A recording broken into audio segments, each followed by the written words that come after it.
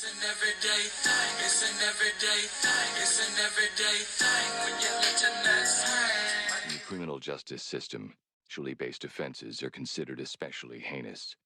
In New York City, the dedicated detectives who investigate these vicious felonies are members of an elite squad known as the Special Victims Unit. These are their stories. I know when Dirk said this shit is not real. No, this 3 times is the fuck real. Part one about when I found out how my best friend at the time was fucking with my ex and he was talking about getting married. What the fuck? Alright, I'll jokes aside because this is really a traumatic story time for me to tell, so let's just get into it.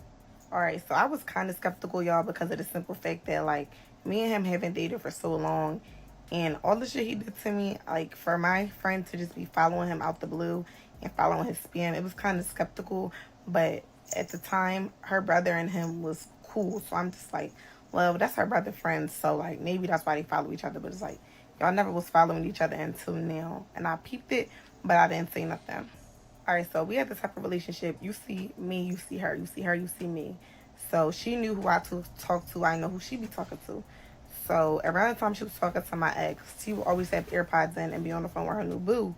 But I'm not the type of friend to ask you, oh, what's your nigga Instagram? What's his name? Blase, blase. Like, when I asked for the first time, you said, chill, bro, chill. And I was like, all right, I never asked again.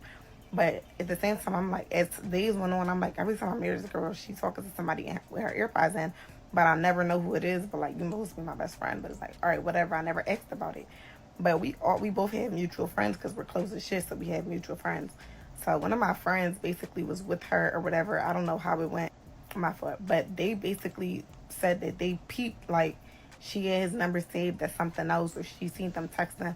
I don't remember exactly how the person came to tell me about it, but basically the person came and told me, and like that's my friend, so I'm not about to just go cuss her out. I asked her, like I texted her, I'm like, yo, like why I'm hearing you and what's his name talk.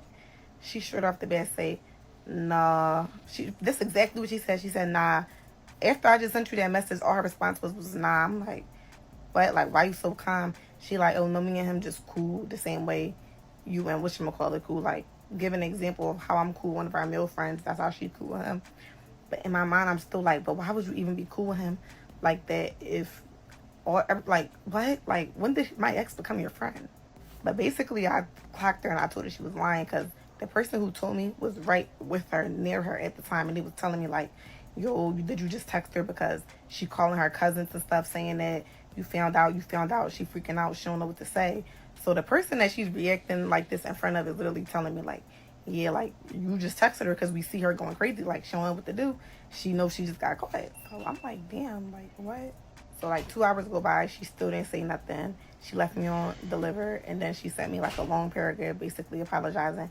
It looks like she took them 2 hours to get herself together and develop a paragraph or develop what the fuck she was about to say for that nasty ass shit. Like what? So she basically sent the apology about how she should never did this to me. She was trying to tell me, she was going to tell me eventually, and how I didn't deserve this and blase blase. But like all of that shit don't mean nothing because there's no way a nigga got in between a like 7-8 year friendship. Like, mind you, the most scary part about it was that when she would be on the phone with him and stuff, like I would be talking to her about like my shit, my niggas and shit like that. Like I would be talking to her about my business, and she's on the phone with somebody that I know, my ex. Like what? All right, so you know how I just said like I would be near her and she would be like on the phone with him and stuff, and I'll be saying my business and all that. All right, cool.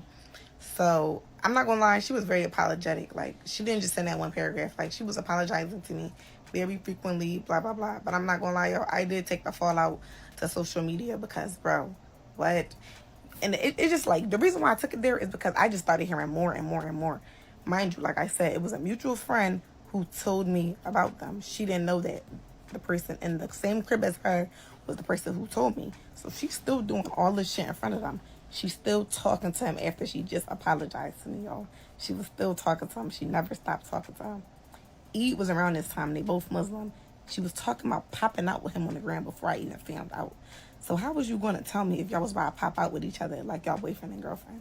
That's number two. Number three, the person that she's with, my friend, her friend, literally telling me how she be on the phone talking to him about marriage. Oh, like, Joanna, she can do this to somebody else. She can do this to you, but that's my friend since the third grade. That's my sister. I'm a stick beside her. Blase, blase. You know what I'm saying? Like, don't know what I'm saying because that's actually really dumb as fuck for me to think that. But So I'm not gonna lie, I did take the full out to social media, and I was telling everybody about this demonic person at the time. Like, yo, like this demonic ass creature. Like everybody needs to be aware and the fuck certain that don't bring your man around her because she will try to snatch you some. And mind you, like I said, this was not my man at the time, but it's just the principles about it. Like, and then mind y'all, weeks later, I'm still hearing they talk because the person that told me is a person that's with her just as much as they are with me. So they're literally telling me, yeah, she still be on the phone with him. She still be talking to him, blah, blah, blah. Can't trust no friend like So, that. mind y'all, like I said, this was my ex so long ago, but when I felt like asking him about it, I asked him about it.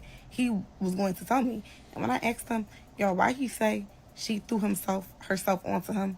Like, because I'm in my head too, I'm like, a nigga gonna be a nigga. But the fact that you threw yourself onto him just makes it even worse. And then, y'all want to know another funny thing too?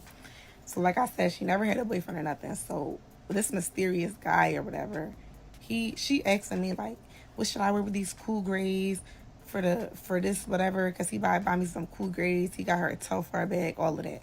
Mind you, at the time, she did not have bread for real, like at all. Like she didn't have bread, she didn't work nothing. So I also was like, well, maybe she was just using my ex because like he was spending money on her. But that's still not an excuse. That's your sister's ex, your best friend's ex. Like why would you want the money out of him? Like that just didn't make sense to me. And that's when it clicked, like a bitch will really do anything for a little gift. But it was not just for a gift because she actually liked him. She actually was in love with the nigga. Because the fact that after I found out you did not cut him off, like you was still talking to him, still trying to pursue a relationship, just shows that you was deep in. Like you was really deep in.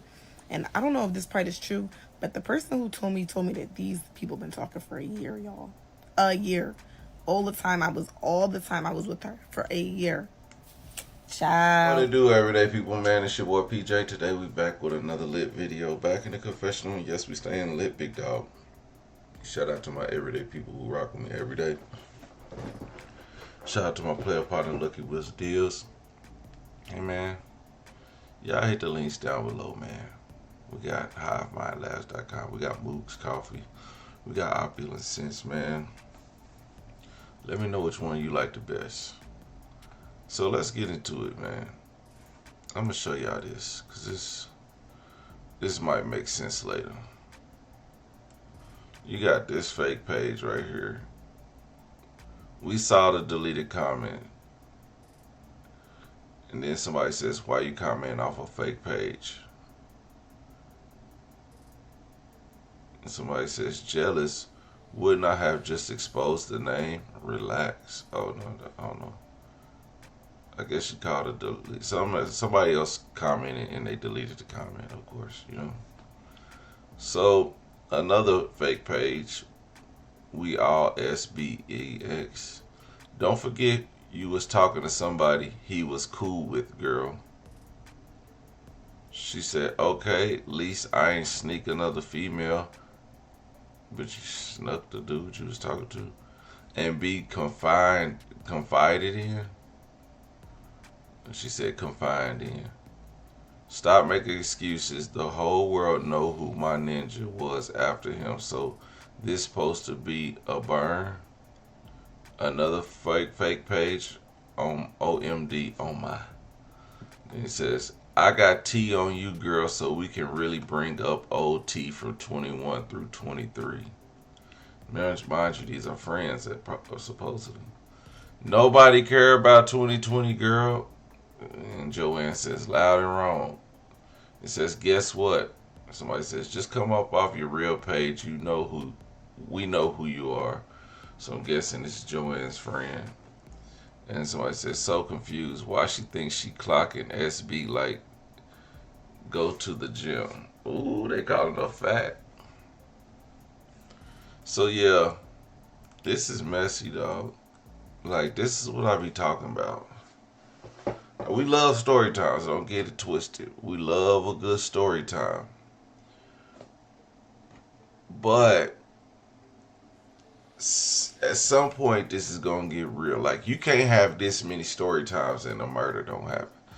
Y'all better watch out, man. It's someday we're going to watch this.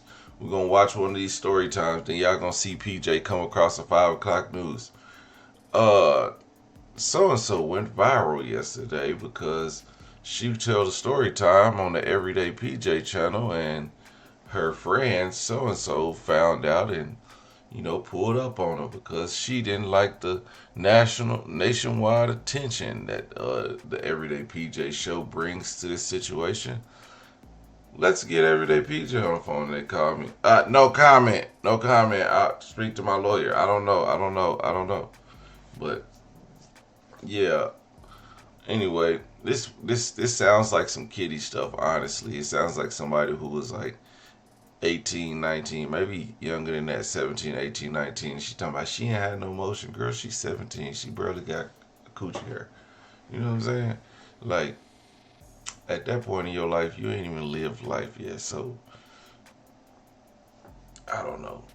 I think, but yeah, down in her saying she ain't got no money and motion, like, it's just a way of talking noise. It's trash talk, but it really don't mean nothing because all these kids is young, super young.